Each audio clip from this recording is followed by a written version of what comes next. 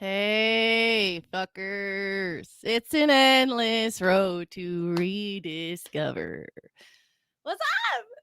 Rediscovering, talking about the taboo. Do you see where I am? Do you see where I'm sitting?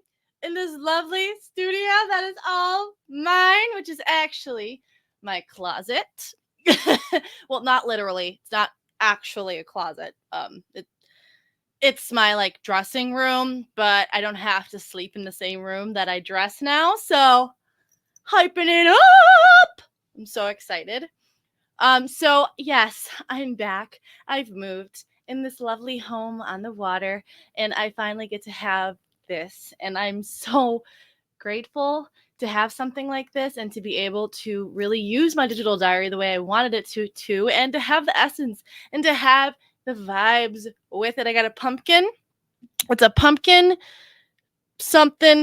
butter white honey triple candle from Yankee Candle, which is also like a fireplace. Really helped the vibes. And we've got talking about the Taboo painting done by my friend. Endo up there. Everyone knows who Endo is. If you watch my show, we got a little pumpkin up there. So welcome back to talking about the Taboo with Natalie Malloy. I'm gonna move this mic a little closer. This is new, so I'm hoping the sound goes really, really well on this. And if you see me getting up and then you see me sitting back down all of a sudden because I have no idea how to edit videos, it's because I'm trying to test the sound. Matter of fact, maybe I shouldn't. Never mind. We're moving the F on. Okay, so today's episode was brought to my attention by a friend of mine who really wanted me to talk about the male side of things when it came to sexual dysfunction and sexual disorders, or ED, erectile dysfunction. So today I did some research. I took some notes. So if you see me looking down, that's my little booklet here. That is why, because I cannot retain all of this information. Okay. I do have to look it up and remind myself of what I already know for your informations. Okay. Okay. Before we do that, though, we got the sex toy of the week. Oh, yeah. You know it. All right.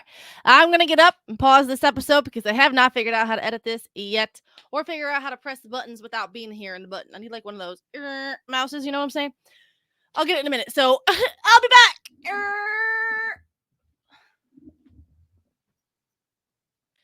All right. Guess what, guys?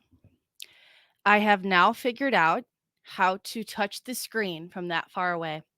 I forgot mouses existed. Yeah, so it reaches over here. You see how I'm very cutesy, okay, we're not getting that. But you see how I'm very honest with you guys here. Okay, I'm trying to give myself some validity here and really have you guys understand this is me just rolling with it. One of my friends, boyfriends was like, I just love how you're rolling with this idea of this podcast, and loved how I just set up the studio all cutesy, and I do too. I love my determinism in this, and I love the fact that I can just sit here and be fully truthfully honest with you guys, and if you judge me, you're not my people, right? And I have learned that. So anyone who does watch, thank you so much for just showing me the support. And I was talking to my friend the other day, and I was just like, this podcast is for me, and it's my hobby. And if people actually watch it, you make me feel so happy. And when you want to support my merch, I went vending a couple days ago, well, about a week ago actually, today, for the very first time with my merch, and it was so successful. And my boyfriend Trevor really helped me get through it. And I was so nervous, but it went really well. I did sell some things. I sold some little dickies. I sold a Talking About the Taboo shirt. Thank you, Cass. With a sweatshirt, crew neck. And people took my card, and I got invited to another vending event. So it went really well. And that's why I'm rolling with it. Okay. Because good things come to people who work for it. I'm working every single day to research just new topics. Okay. And talk to people for experience, and read and read and read. And I just want this to work out. And I have so much determinism. And that's what is really important to me. So let's move on to the sex toy of the week. Okay. So if y'all know me, I love to clip communicate. Okay.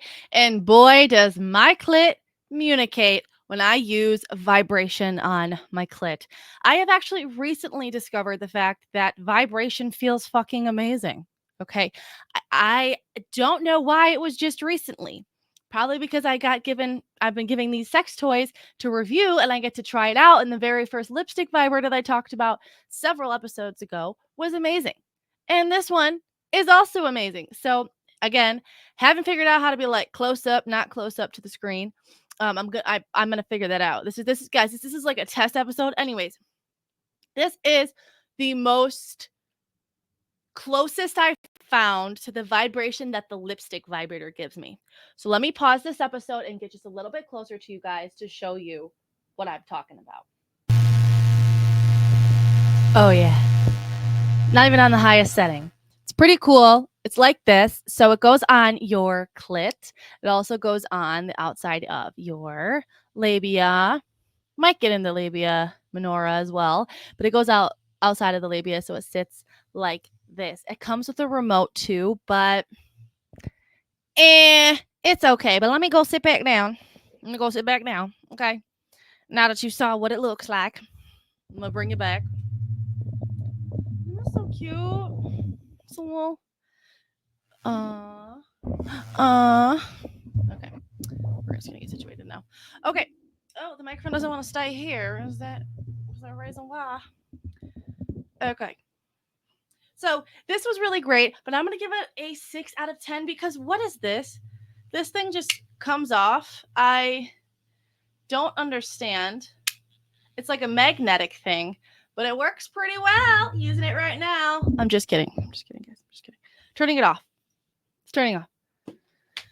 So that is essentially just a labia and clit communicate vibrator. It's okay. It's not my favorite, but the lipstick vibrator is really hard to beat. You know, it is what it is. Everyone keeps telling me to get the womanizer.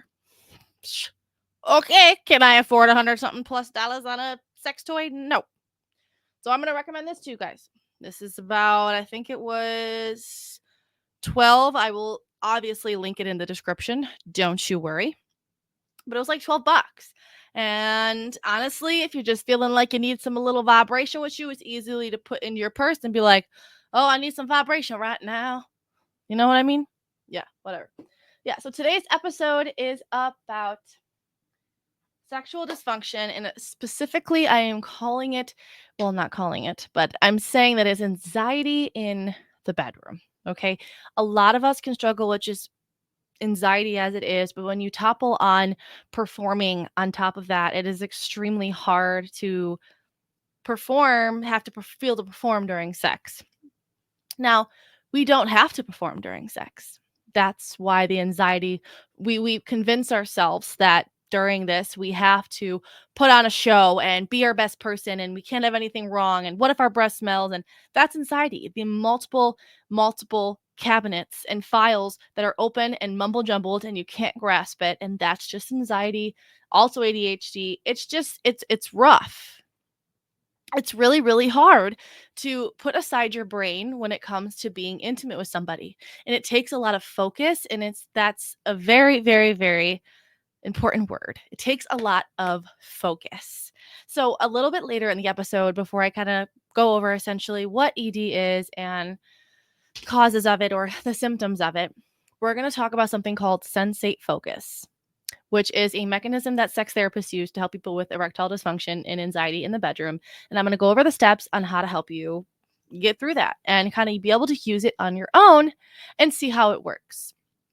So I'm going to look at my notes here. Okay. So anxiety in the bedroom is caused by a boatload of things. Okay. This can be negative experiences in your past. Okay. You could, something can trigger you, and an action could trigger you that you've had sex with somebody before and they, moved in this certain way that the other person it's had moved in, and they were a bad person and you think they're going to hit you. Or this one person you're allowed to spit on your face and the other person not, because the last time someone spit on your face was because they were trying to be bad to you. So you're gonna take it as an ill will. Also, another problem could be just in relationship issues, right? If you are with this person on a regular basis and this is somebody who you really, it's a companion of yours, you may have some relationship issues going on that cannot be fixed by sex because guys, intercourse and sex cannot fix all your problems, nor can babies. People think they can, but they can't, guys. They really, really can't.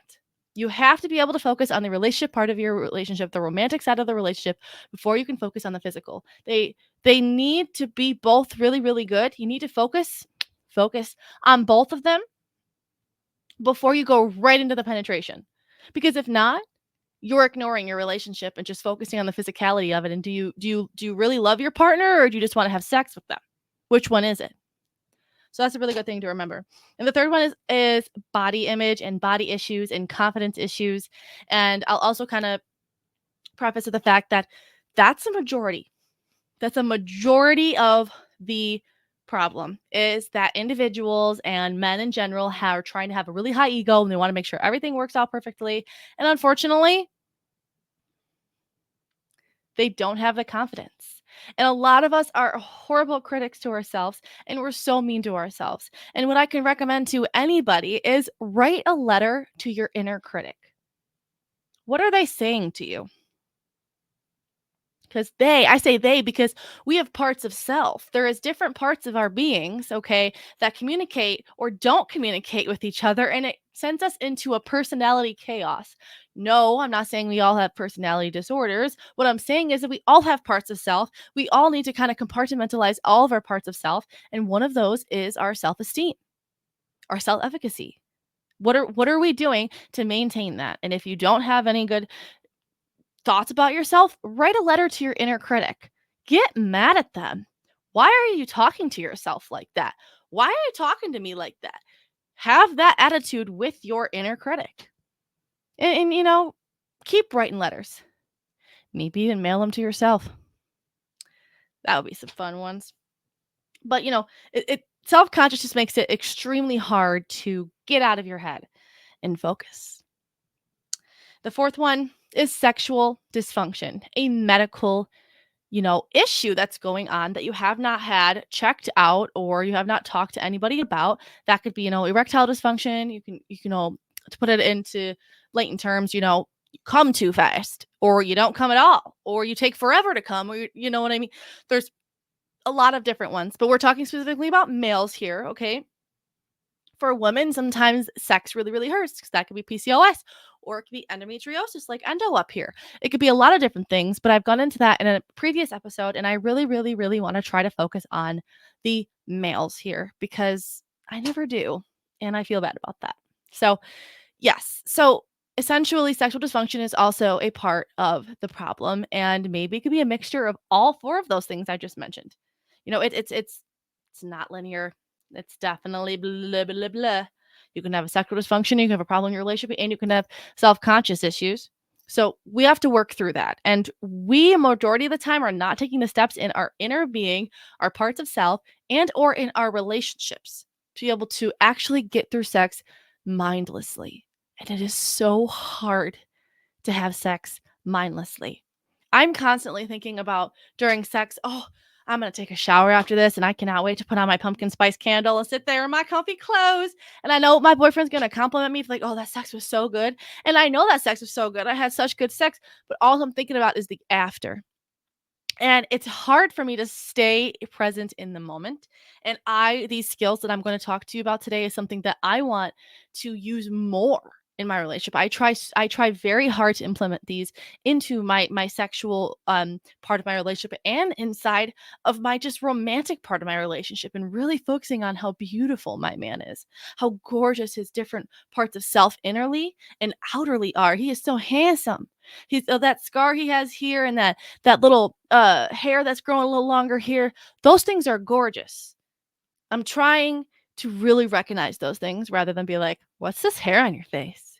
Whoa, why are you so sexy? That's what I want to change my mindset to. And I think we all can do it together, because I'm learning with you guys together, because I don't know everything.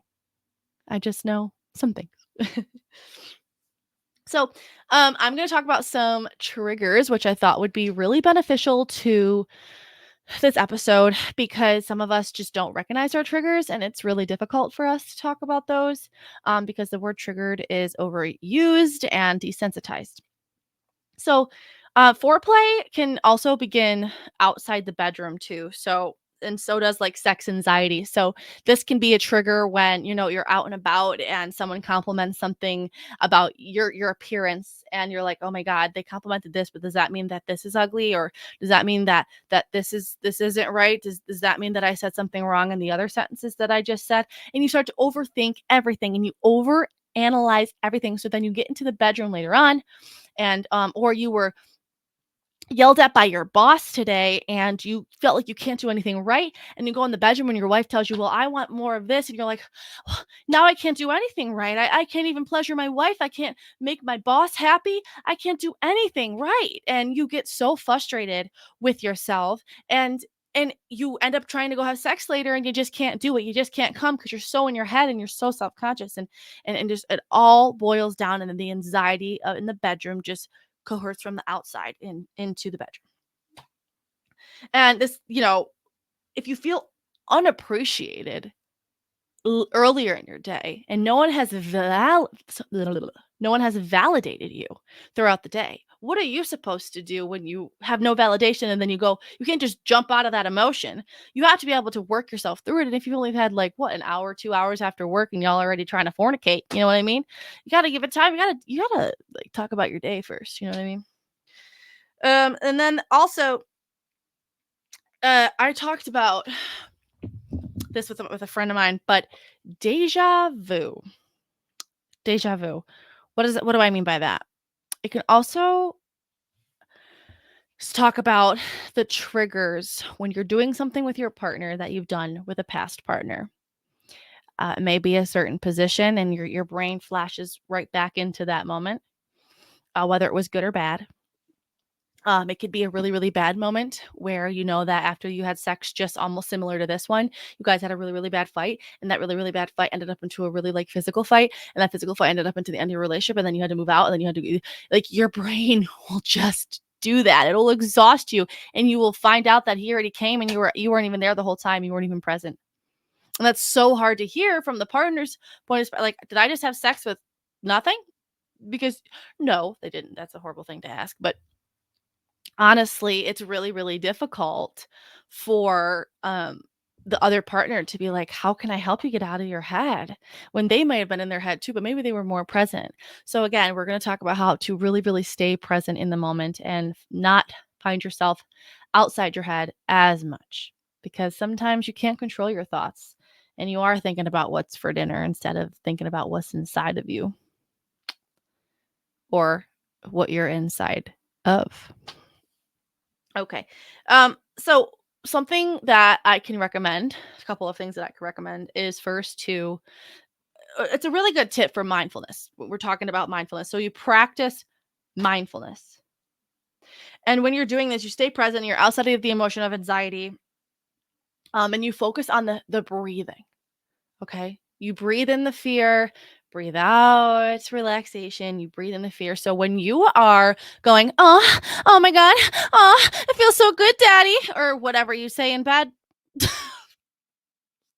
just be like, "Oh," and feel literally when you're let go of your breath, feel where it goes to. And when you can actually like literally let go of the breath and feel the sensation on your genitals. Like force that breath to go down through your heart chakra down into your genitals. Just feel it through. Oh, like you just like I know this is you guys are gonna watch this and you're gonna you're like, what is this bitch doing? But I'm so serious with you guys, okay? You really, really, the breathing helps so much. If you just focus on your breathing, your mind will go to the breathing. It's better to think about breathing than think about a past trigger that you used to have, or think about the anxiety, or think about coming. So to really, really focus on the breathing. I'm talking still about males, guys. You still breathe it through. We want to hear more grunting. I don't care who your partner is, whether you're bi, whether you're gay, whether you're I don't even know what you are. Whatever you are, you should be grunting and breathing and making noises during sex, and make sure the other partner feels validated that you are feeling good. And honestly, my boyfriend knows if I'm making like a certain kind of breath, he knows that it feels good. If I'm more quiet, he knows I'm either in my head or it's not feeling good. Sometimes it's both. So really, really practice that mindfulness breathing technique. Breathe through the actual feel good sensation that you are experiencing. Next, I talk about this so much, and we talked about the sex toy today. It is not a male sex toy because I don't get offered those. I do and I don't, but I don't really get offered them often. So, yes. So, males can also use vibration, by the way. It feels amazing on their balls, feels amazing with the frenulum right between, the ass and the ass and the end of their ball is right behind. This is like a little piece. It kind of looks like a vag, according to my boyfriend. He's like, "Do we have a vag in the past? Can you not ask me?" He brought his whole friend in. Hey, sex advocate. So we have a question. Do you think males have had vaginas before? The silence is no. No, honey. No. Then why does it look like I got sewn up? That's your I was just like, "No." Like, I couldn't even explain it to him because I'm like, "Oh, no." You know what I mean? I love him so much, and I did, like, put aside my bias and explain to him exactly what's going on and why it looks like that, and it's just a bunch of skin, and they were laughing, and they went on with their day, but so, yeah, so I talk about self-touch and masturbation a lot on this, very lovely digital diary of mine.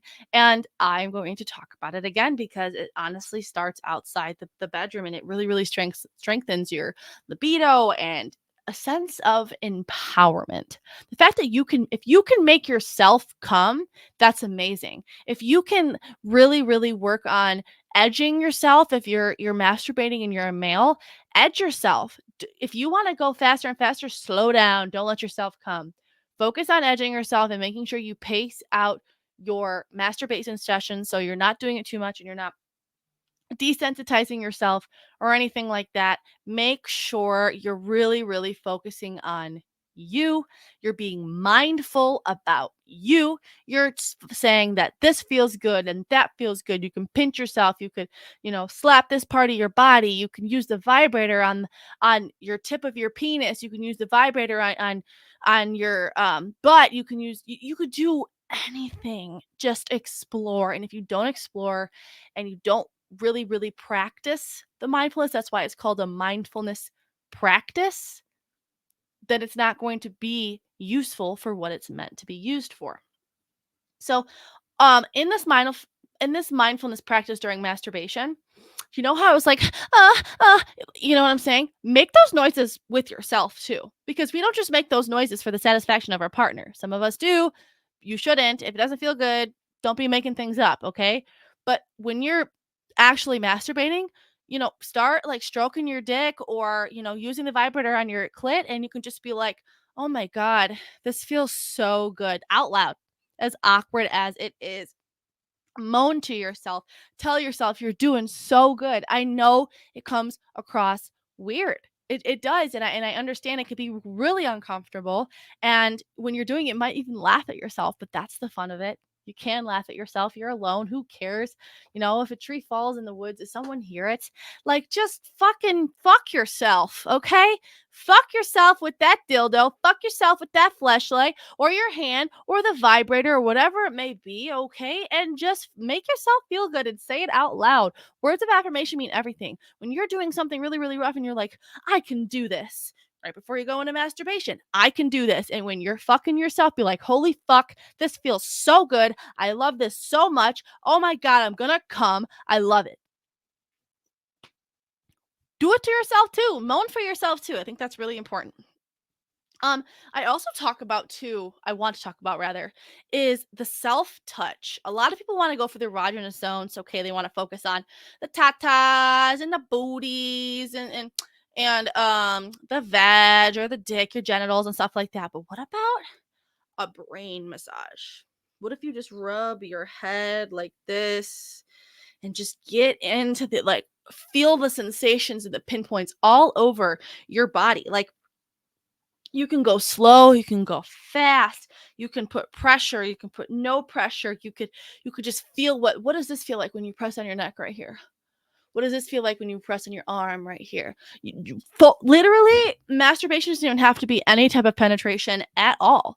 You could honestly just touch your body and explore your body and be like, oh, this feels really good. I like this. Even if you're just soft touching your leg, you can do that.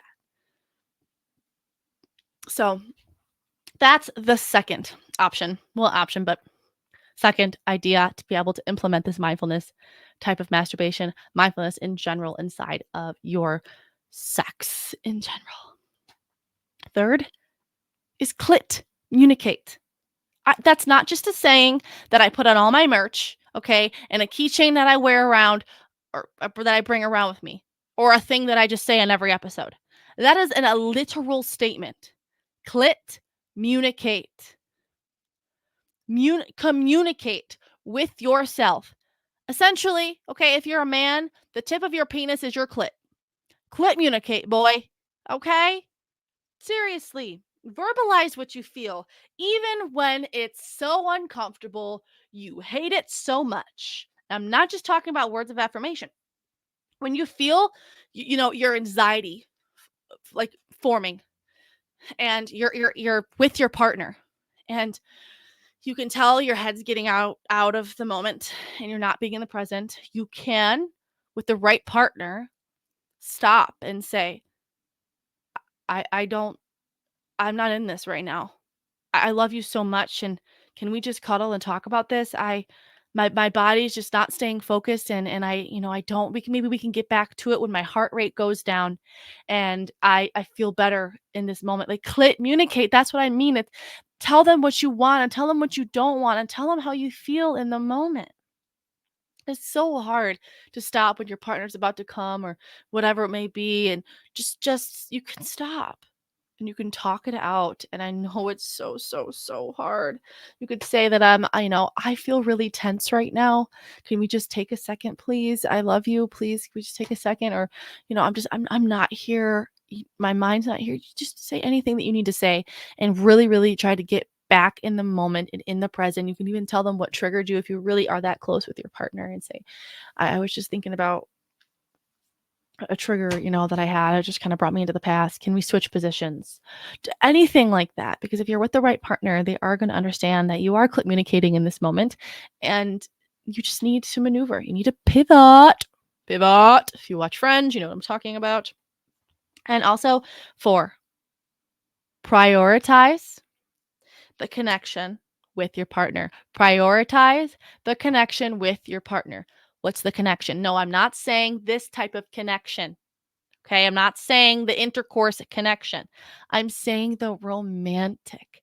Romanticize your relationships. I don't care how long of a relationship you've been in, or if you're outside of that, those romantic days where everything's all lolly dolly deal. It should stay that way sometimes. It does die out, of course it does. That's the natural thing of a relationship, but prioritize your relationship. Like you prioritize your career, like you prioritize your physical growth. The end goal is not always sex in your relationship and your romanticism. You want the end goal to be to understand your partner and to connect with your partner on an emotional and a physical level. If you're not connected on an emotional level, that goes back to what I said earlier, is that sex does not fix your relationship. Sex is not the Band-Aid on the bullet hole. You can't do that. You can't put a Band-Aid on the bullet hole, guys. Anyways, focus is exploration. So we're going to get back to that idea that I talked about before about focus, about sensate focus. What is sensate focus? Well, the 5th option that I have here kind of goes into what sensate focus is where you focus on the erogenous zones and the intimacy without penetration. You don't penetrate. So, and a lot of the times, this is something called, erotophobia. Erotophobia, I'll link it properly. But erotophobia essentially is the fear of physical intimacy. It's the anxiety of physical. So it's exactly anxiety in the bedroom.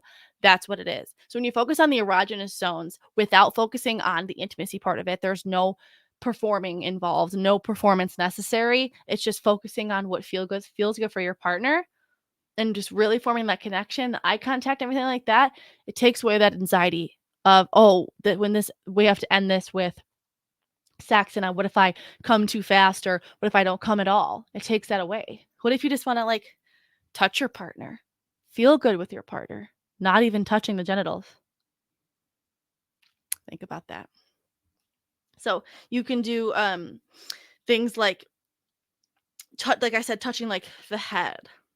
Maybe that's not a normal erogenous zone. Or do things like touching the hip area. Maybe that's a little bit of a more of a normal zone. Like run your fingers up the sides of the other, now your partner as well. Okay, you can focus on their erogenous zones and be like, would this feel good for them? You can explore. Remember, I said that focus equals exploration. So I found a study that said, this is on choosing therapy. It said 12% of women can orgasm from stimulation of non-genital erogenous zones, and 15% of men. So women are lower. So that's interesting. So it says 12% can orgasm from stimulation of non-genital erogenous zones. So you can absolutely orgasm without penetration. Males absolutely can orgasm without penetration too. There's something called a tantric orgasm, which I've talked about in an episode where we talk about, the different types of ways you can orgasm. And seriously, you can orgasm with just feeling the breathing, matching the breathing, the eye contact. You can. It's just there's no liquids involved. You may absolutely get wet. Okay, you absolutely are going to get wet. But you could stimulate a lot of different things. But so we're going to get into what the Sensate Focus technique is. So I'm definitely going to be looking at my notes for this one, because this is something that is step oriented, and I want to make sure that you guys like really know what this is supposed to be like. So if you are watching my episode and you do use it as a sense of an example, this is what I want for you to know. Okay. So this is a very somatic exploration. This is focusing on touch, which is awesome because the certification that I start next April is called the Somatica Institute, which we focus on the touch-based therapy. Okay. So this is a technique used by Dr. Masters and Johnson in the 1970s.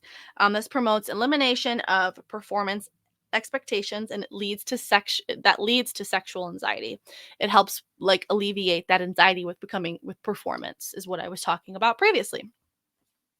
There's 3 elements that you need for this type of positive exploration. Okay, 1 is willingness, 2 is relaxation, and 3 is sensuality.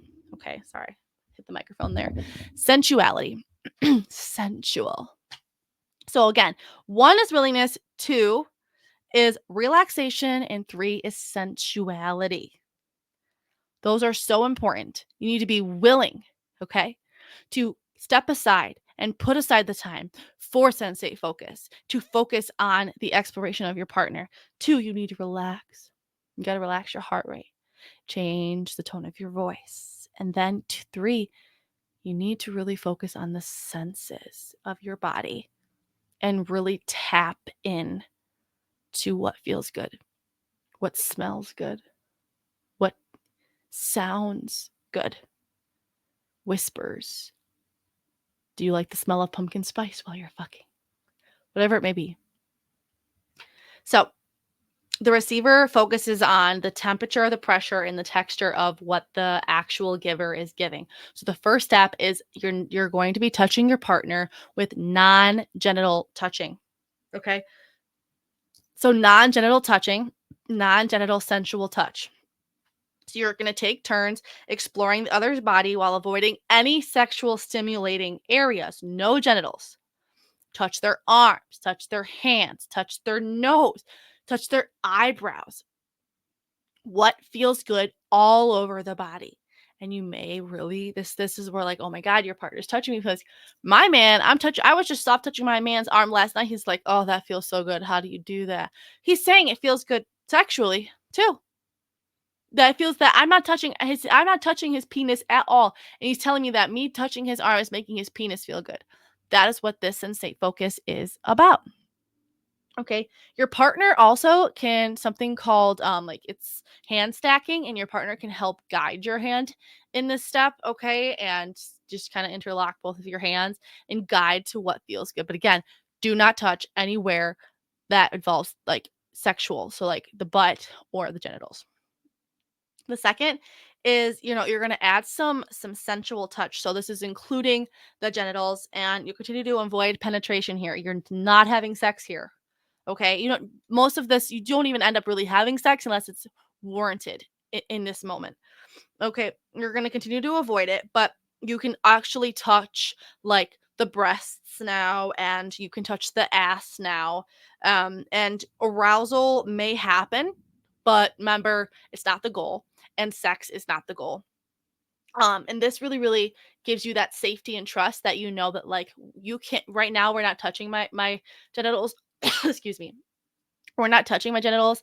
We're just kind of focusing on what feels good for both of us. And you can interswitch, and there's a giver and there's a receiver.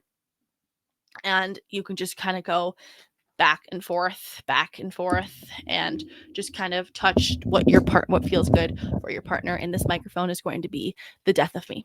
Anyways. So Masters and Johnson really believed that it's really good to add a, third medium or a second medium, whether you're touching yourself or someone else is touching you in your hand stacking. But this means adding lubricant. Adding lubricant helps a ton. Remember, and those other ones, you weren't even adding any massage oil. You weren't adding any lube. You weren't adding anything. You were just honestly just touching the body. So number one, you're not touching the genitals. Number two, you're adding a little bit more. You're still not touching the genitals, and you're going to get more aroused here probably, but the point is not arousal. The point is just to feel the sensate focus, the sensual, the sensations. So you're gonna focus on the friction and the sensation. So this is more pleasure for you. Okay, remember, the receiver is focusing on the pressure, the texture, the smell, everything, all the sensories. And remember, guys, lubrication is communication. You like that one? I come up with all these like weird little sayings. I came up with that one in the car with Trevor, and he was like, "That's good." So I was like, "Text me that right now." Yeah, lubrication is communication, okay? And whether you're having intercourse or you're just using the Sensate Focus, and this is the third step, and you're adding a medium to the touch, it is so important. I bring lube in my purse everywhere I go, whether I'm having public sex with my boyfriend or someone else is ready to go fuck. Here's some lube and here's a condom. Be safe. Love you. You know what I mean? It should be as easy as talking about it at the dinner table. Be like, I really need lube from the store today. Does anyone know where the closest like sex store is? I forgot to pick it up. Like, it really should just be not taboo. And that's kind of ironic because my podcast is called Talking About the Taboo. I want someone to come here and be like, oh, this like, I really want to hear about this topic because like it's like seen as taboo, but then they come here and they're like, oh shit, she doesn't think it's taboo. No, that's the point. Anyways, so number 4 is mutual touching. This is the fun one. So you can touch each other at the same time. So you could lie flat, like next to each other, side by side, and just really like touch each other and just like focus on what like feels good. But for me, I get so distracted at this phase of it because it's so hard for me. Like, that's why 69 is not for me, despite the uncomfortability about it. It also is just like really hard to focus on a feel good sensation when you're trying to like help somebody else feel good. And it's really, really hard for me. So this is a step that I need to work on. But it's still not the point for sexual arousal. You're just touching each other at the same time. And if you really, really want, you can add like the lips and the tongue and sucking and stuff like that, but you can't kiss at this point. And you don't do oral sex at this point. Okay, this is again not for sexual arousal or for intercourse or penetration. This is just to find out what feels good in your sensations of your body. And you could be fully naked, but this is building safety and this is building trust, and this is taking the performance away from sex. And that's what we want to do. This isn't always a performance. Now for me, I'll be performing for my man sometimes, okay? I'll be putting on a real good Weeknd songs. There's this really good song by The Weeknd that just came out, One of the Girls, and it's like, I don't want to be the one now. I just want to be one of your girls tonight. It's so, oh, you gotta listen to it. It is so good. I love it. I had such a great session with my man a couple nights ago with that song, and we were just having a blast with some sex toys. Okay, I love this man. Well, we were having a really, really good time, and so we were using the lube, and we were doing all of these things. But anyways, yeah. So you have to. It's really hard to be able to focus on both of this type of sensations at the same time. So this is something that I'm working on. Um, the fifth step can be sex. You don't always have to get to this step. Now, knowing myself, if I'm already aroused at this point, ooh, I want to fuck. But some people, they don't want to. Or some people can be like, listen, I'm really worked up. I want to use some sex toys because, I have this problem, where I'm just kind of coming too fast and I don't think that I'm ready to go in yet. Can I use a dildo on you? Can I eat you out? Can I use a vibrator on you? So this is essentially lengthened foreplay because you want to give your partner, if you do have erectile dysfunction, a part of the time, a part of that shared experience. And if you just are having sex with them and it's lasting 3 seconds and they didn't come, but you go on with your day and you don't help them out, are you satisfied if your partner's not satisfied? Because if you're satisfied and your partner's not satisfied, you're not being a good partner. You're not reciprocating anything, and they're not gonna want to go take you out to eat if you didn't make them come. I'm just kidding. Just kidding. But if you try, be like, I know that I come really fast. So don't say it like that. But they know. Like, can I use the dildo on you? I want to make you come. Like, that is so hot. That is so hot. Absolutely. Yeah. Yes, you can. So that's what I mean.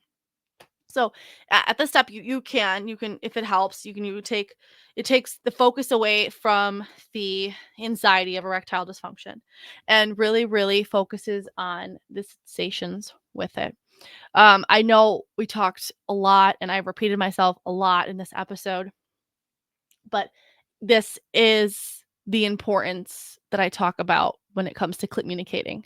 Really, really telling yourself and your body and your partner what you don't and what you do like and what you're feeling in that time.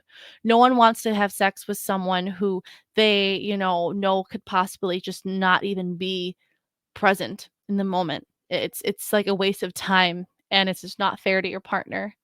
And if you do suffer with erectile dysfunction, there is something called promescence. Promescence is a link, like a spray, like a link cleaning spray. This is a sex therapist recommended spray. I will link it in the prescription down below. And that could help you. And if you are willing to talk about these types of topics that make you uncomfortable with your partner and willing to try to fix it or just kind of help it or pivot, then you are doing your part in what you are going through because your partner wants to go through this with you, not apart from you. Share your feelings. This gives me anxiety. I want to try this out. I want to start touching each other. Can we do it? Sometimes it's a challenge. Can you challenge yourself if you really want to fuck your partner? And can I really just lay you on the floor and just touch you and not touch your dick or not touch your pussy? Like, can I do that? So that's kind of like edging yourself on. So I know we talked about a lot, and trust me, I know it's been a while since I've been on here. I do have some guests set up to come on the episode. I'm just kind of waiting for them to finalize some paperwork because if you come on this episode, there is consents to sign, and I keep it very professional and very demure here. And I am also accepting experience-based consultation. So I don't have a license yet to actually be able to accept clients in, and I'm still finishing my certifications, obviously, what I talked about earlier. But I am having consultations with individuals just to talk about a specific topic that they really want to talk more in depth about that I just don't talk about on this podcast enough. So we have hour sessions and we have half an hour sessions. Hours about $75, and then half an hour is $37.50. But you don't even have to pay me. Those are all donations because technically, legally, I can't really accept payments for the services that I'm not certified for just yet. But I am working on the research and I'm working on certification. So any experience is lovely. I'm kind of in that like intern era of my experience. So I want to thank you all for being my supporters. I love you all. And with lots of lube, remember to communicate. Mwah.